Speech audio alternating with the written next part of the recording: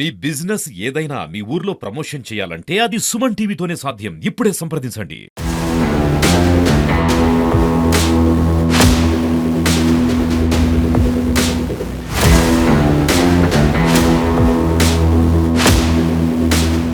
వరంగల్ మామ్నూర్ ఖమ్మం మామ్నూర్ రహదారి మీద జరిగిన ఘోర ప్రమాదం వెనుక ఇప్పటికే మనకు అఫీషియల్ గా అధికార సమాచారం ప్రకారం 4 చనిపోయారన్నారు. దాని తర్వాత దాదాపు కూడా 2 మరణించారని, మరో 2 తీవ్ర గాయాలతో ఎంజిఎం లో చికిత్స పొందుతున్నారు. ప్రమాదానికి కారణం మనం ఫస్ట్ పరిశీలిస్తే ఇక్కడ మనం చూడొచ్చు, దీని కింద ఇరికిన ఆటో, అటుదికి ఒక ఆటో పడి ఉంది, ఇక్కడ ఒక ఆటో పడి ఉంది. దీనికి సంబంధించిన ఇనుప ఎంత బలంగా ఉన్నాయో, ఇన్ని టన్నుల బరువంతా కూడా ఒకే ఆటో మీద, ఆ తర్వాత మరొక ఆటో మీద పడటం, అసలు ప్రమాదానికి కారణమైన లారీ మనకి కుడివైపు చూడొచ్చు, అది వాళ్ళ మీద పడటం, ఆ తర్వాత కుడివైపు గుళ్ళ పొదల్లో కూడా దూసుకుపోవడం జరిగింది. తర్వాత ఈ ప్రమాదానికి కారణమైన బరువులు, ఈ ఐనవోలు నుంచి వస్తున్న ఈ ఆటో, ఈ కంటైనర్ లో దీనికి సంబంధించిన వస్తువులన్నీ కూడా ఉండటం, దాని కింద ఆటో ఇరుక్కపోవడం. ఇప్పటికే లారీ డ్రైవర్ అతను డ్రంక్ అండ్ డ్రైవ్ లో ఉన్నాడని అధికారికంగా సమాచారం ఉన్నప్పటికీ కూడా అతను కూడా కాళ్ళు విరిగి చాలా తీవ్రంగా గాయాలతో కొట్టుమిట్టాడుతున్నాడు. మరోవైపు ఆటో డ్రైవర్ల సమాచారం పూర్తి స్థాయిలో అఫీషియల్ గా ఎవరు చెప్పనప్పటికీ కూడా ఆటో డ్రైవర్లు 2 మరణించారు. తర్వాత మధ్యప్రదేశ్ చెందిన ఈ కూలీల్లో దాదాపు ఒక 10 మందిలో ఇప్పటికే 5 చనిపోయారని మనకు సమాచారం ఉంటుంది. మరో దగ్గర మాత్రం 6 చనిపోయారన్నారు. మన మిగతా వాళ్ళంతా కూడా ఎంజిఎం లో చికిత్స పొందుతున్నారు. ప్రమాదానికి కారణమైన, ఎందుకంటే ఖమ్మం వరంగల్ హైవేలో ఎప్పుడు కూడా చాలా బిజీగా ఉంటుంది. ఎందుకంటే ఖమ్మం నుంచి మనం చూడొచ్చు, మనం కొద్దిసేపు ఆగి ఉండటం వల్లనే ఎంత స్థాయిలో లారీలు వస్తున్నాయో మనం చూడొచ్చు.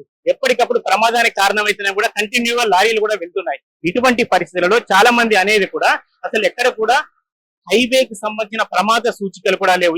ఈ విషయాన్ని స్వయంగా వరంగల్ కలెక్టర్ సత్యశారద కూడా చెప్పారు. కొన్ని హైవేకు సంబంధించి కొన్ని సూచికలు మాత్రమే ఏర్పాటు చేశారని. మరి దీనికి సంబంధించిన ప్రమాదానికి కారణమైన వారిని ఎవరు చర్య తీసుకుంటారో అన్నది తర్వాత అధికారులే తేల్చాలి. ప్రమాద సూచికలు కొన్ని స్థాయిలో ఏర్పాటు చేయడం, తర్వాత ఎక్కడ కూడా మనం చూడొచ్చు, చాలా మంది ఆరోపిస్తున్నట్లు నర్సంపేట ప్రాంతంలో, మిగతా ప్రాంతాలలో డివైడర్లు ఏర్పాటు చేస్తారు. కానీ ఖమ్మం నుంచి వరంగల్ కి ఏర్పాటు చేస్తున్న స్థాయిలో ఇంత బిజీగా ఉండే రోడ్లు ఎక్కడ కూడా డివైడర్ లేవు. ఒక స్థానికులను కూడా మనం అడిగే ప్రయత్నం చేద్దాం, అసలు ఈ ప్రమాదానికి కారణం ఎలా అయిందని కూడా. అసలు ప్రమాదానికి, ఇంత ఘోరమైన ప్రమాదానికి, దాదాపు ఇంతమంది చనిపోవడానికి కారణమైన పరిస్థితులు ఎలాంటివి, మనకు స్థానికులు ఉన్నారు. వేరు పార్టీలకు అతీతంగా, సంఘాలకు అతీతంగా చాలా మంది కూడా ఈ కార్యక్రమంలో పాలు పంచుకుంటున్నారు. క్షతగాత్రులను తరలించే ప్రయత్నాలు కూడా వారు సపోర్ట్ చేస్తున్నారు. ఇక్కడ స్థానికులు అడిగే ప్రయత్నం చేద్దాం. అసలు యాక్సిడెంట్ కు ఎలాంటి కారణాలు ఉన్నారని మీరు భావిస్తున్నారు? యాక్సిడెంట్ జరిగిన 15 నిమిషాలలో ఈ ప్రాంతాన్ని చేసి సహాయక చర్యల్లో కూడా పోలీసు సిబ్బందితో, అదేవిధంగా కార్పొరేషన్ సిబ్బందితో భాగస్వామ్యమైన ఇవాళ ప్రమాదంలో కేవలం డ్రైవర్ యొక్క నిర్లక్ష్యం వల్ల జరిగిందని చెప్పి పోలీసు తెలియజేస్తా ఉన్నారు. కానీ ఈ ప్రాంతంలో అనేక రోజులుగా, అనేక సంవత్సరాలుగా పోలీస్ సిబ్బంది ఒక రిపోర్ట్ తీసుకుని స్థానిక కమిషనర్ గాని, స్థానిక కలెక్టర్ గాని, స్థానిక ప్రజాప్రతినిధులు ఏదైతే నాయుడు పెట్రోల్ బంక్ నుంచి మొదలుకొని పంకిని వరకు రోడ్లో డివైడర్ ఏర్పాటు చేయాలని చెప్పి అనేక మార్లు, డివైడర్ అదేవిధంగా సిగ్నల్ లైటింగ్ ఏర్పాటు చేయాలని చెప్పి అనేక మార్లు విజ్ఞప్తి చేసినాం.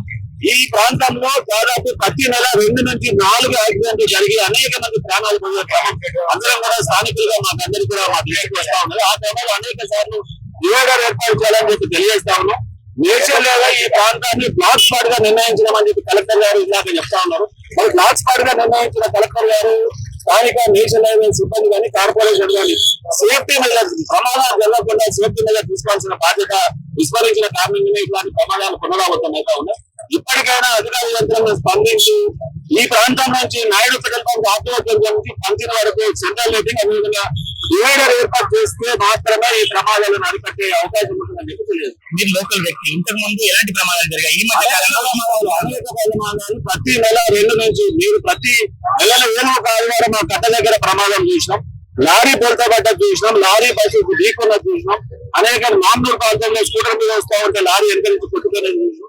ప్రతి నెల ఖచ్చితంగా 2కు తగ్గకుండా 4 వరకు ప్రమాదాలు జరుగుతూ ఉంటే అనేక మంది కూడా డివైడర్ ఏర్పాటు చేసే బాగుంటుందని చెప్పి సేఫ్టీ మీద తీసుకోవాలని చెప్పి అనేక మంది అధికార యంత్రాంగాన్ని కోరినాం. ఇప్పటికైనా నేషనల్ హైవే కావచ్చు, కలెక్టర్ గారు కావచ్చు, జీడబ్ల్యూసీ మున్సిపల్ కమిషనర్ గారు కావచ్చు, స్థానిక ప్రజాప్రతినిధులు కావచ్చు స్పందించి నాయుడు ఆదివాసీ నుంచి పంపిన వరకు డివైడర్ ఏర్పాటు చేస్తే ప్రమాదాలు జరుగుతాయని చెప్పి. లోకల్ వ్యక్తిగా ఇంత తీవ్రమైన ప్రమాదం జరిగింది కదా, భవిష్యత్తులో ఇట్లా జరగకుంటే మళ్ళీ మీరు ఏం చేయాలనుకుంటున్నారు? మీరు ఏం చేస్తారు? దాని ఉద్యమమా, స్థానిక ప్రజాప్రతినిధులు మళ్ళీ కూడా వారిని ఉత్తర్వు తీసుకొస్తాం. ఏదైనా సేఫ్టీ మెజర్స్ కనుక తీసుకునే పరిస్థితి ఉద్యమం నిర్మాణం చేశారు. బ్లాక్ స్పాటే కుంభం వచ్చిందా? ఖచ్చితంగా. ఎవరైతే మనం బ్లాక్ స్పాట్ అని అనుకుంటామో దాని విషయంలో ఏం చేయాలి? అధికారులు ఖచ్చితమైన శ్రద్ధ వహించాలి. ఇది నేషనల్ హైవే అయినప్పటికీ కూడా చాలా నేషనల్ హైవేలో కేవలం సైన్ బోర్డులే కాదు, డివైడర్లు ఏర్పాటు చేస్తారు. చాలా ప్రాంతాల్లో సెంట్రల్ లైటింగ్ ఏర్పాటు చేస్తారు. ఇది మనం చూడొచ్చు. అటు వరంగల్ చౌరస్తా గానీ, హనుమకొండ ప్రధానమైన ప్రాంతమైన హంటర్ రోడ్ గానీ, హనుమకొండ చౌరస్తా గానీ కనీసం 2-3 కిలోమీటర్ల దూరం ఉంది. మరి ఇటువంటి ప్రాంతంలో మామునూరు త్వరలో ఎయిర్పోర్ట్ రానుందని విపరీతంగా రాష్ట్ర కేంద్ర నాయకులు విపరీతమైన ప్రచారం చేసుకుంటున్నారు. ఇప్పటికే దానికి సంబంధించిన కార్యక్రమాలన్నీ పూర్తయ్యాయని కూడా చెప్పుకుంటున్నారు. ఇటు మామునూరు ఎయిర్పోర్ట్ కూతవేటు దూరంలో ఉంది, బెటాలియన్ కూతవేటు దూరంలో ఉంది, మామునూరు వరంగల్ హనుమకొండ ప్రాంతాలకు చాలా దగ్గరలో ఉంది. మరి ఇటువంటి పరిస్థితులలో అంతని నుంచి వర్ధన్నపేట నుంచి మామునూరుకు వచ్చే వరంగల్కి వచ్చే తొవ్వలో అసలు ఎలాంటి సెంట్రల్ లైటింగ్ లేదు. చాలా హైవే ప్రాంతాలలో మనకు దగ్గరికి వచ్చే వరకు కూడా నేషనల్ హైవేలో సెంట్రల్ లైటింగ్ ఉండొచ్చు, లేకపోతే స్పీడ్ బ్రేకర్లు కొన్ని ప్రాంతాల్లో ఏర్పాటు చేయడానికి డివైడర్లు ఏర్పాటు చేస్తారు. ఇప్పుడు కలెక్టర్ సతీష్ శారద వరంగల్ కలెక్టర్ గారు కూడా స్వయంగా ఒప్పుకున్నారు ఇది బ్లాక్ స్పాట్ అని. మరి బ్లాక్ స్పాట్ అని చెప్పినప్పుడు కేంద్ర అధికారులు కావచ్చు, రాష్ట్ర ప్రభుత్వానికి సంబంధించిన అధికారులు కావచ్చు, దీని విషయంలో ఎలాంటి చర్యలు తీసుకున్నట్టుగా మనకు ఎలాంటి కనపడలేదు కూడా. ఇంత తీవ్రమైన యాక్సిడెంట్ మనం చూడొచ్చు. ఇంతకు ముందు ఆటో ప్రమాదం జరిగిన ప్రాంతాల్లో ఆటో చూస్తాం, ఇక్కడ కూడా నచ్చి అయిన ఆటో చూడొచ్చు. దానిలో ఉన్న బరువైన వస్తువులను కూడా చూడొచ్చు. దాదాపు ఒక 5 ప్రాణాలు కోల్పోయిన సంఘటన ఈ ఇందులో చూడొచ్చు. దీంతో పాటు మరో 5 కూడా క్షతగాత్రులయ్యారు. మరి ఇటువంటి బ్లాక్ స్పాట్ అనే పేరున్న ప్రాంతాల్లో చాలా మంది స్థానికులు వ్యతిరేకిస్తున్నప్పటికీ ఒక ఏడాది కాలంగా కులమానంగా చూస్తే ఏడాదిలో అనేక మంది చనిపోయిన సంఘటనలు, 2 వీలర్ కావచ్చు, 4 వీలర్ కావచ్చు, లారీ ప్రమాదాలు కావచ్చు, డ్రంక్ అండ్ డ్రైవ్ కి సంబంధించిన యాక్సిడెంట్లు కావచ్చు, ఇన్ని యాక్సిడెంట్లు జరుగుతుంటే బ్లాక్ స్పాట్ లా గుర్తింపు పొందినప్పటికీ కేంద్ర అధికారులు కానీ, రాష్ట్ర ప్రభుత్వ అధికారులు కానీ మనకు సరైన చర్యలు తీసుకున్నట్టుగా కనపడలేదు. యాక్సిడెంట్ అయిన తర్వాత ఉన్నతాధికారులు చాలా మంది రావచ్చు, బ్లాక్ స్పాట్ గా గుర్తించవచ్చు, దీనికి తీవ్రమైన చర్యలు భవిష్యత్తులో తీసుకుంటామని హామీ ఇవ్వచ్చు. కానీ ఎక్కడో మధ్యప్రదేశ్ నుంచి వచ్చి పొట్టకూటి కోసం ఇక్కడ పనిచేస్తూ వాళ్లకు సంబంధించిన వాళ్ళు ఎవరు ఇక్కడ లేకపోవడం, చివరకు ఎంజిఎం కు తరలించే ప్రయత్నంలో కూడా అధికారులు మాత్రమే ఉన్నారు. వారిని ఎవరు తరలించే ప్రయత్నం చేసినా కూడా వారికి సంబంధించిన ఎవరు కూడా లేరు. వాళ్ళ యొక్క రోదనలు కూడా ఆకాశాన్ని అంటాయి. ఇటువంటి పరిస్థితులలో వారు తమ ఆవేదనను ఎవరికి చెప్పుకోవాలో కూడా తెలియని పరిస్థితులలో మరి భవిష్యత్తులోనైనా ఈ నేషనల్ హైవేలో ఈ బ్లాక్ స్పాట్ కు సంబంధించిన దానికి చెక్ పెడతారా అధికారులు? మనం ఖచ్చితంగా ఈ యాక్సిడెంట్ తీవ్రతను బట్టి మనం అర్థం చేసుకోవాల్సిన అవసరం ఉంది.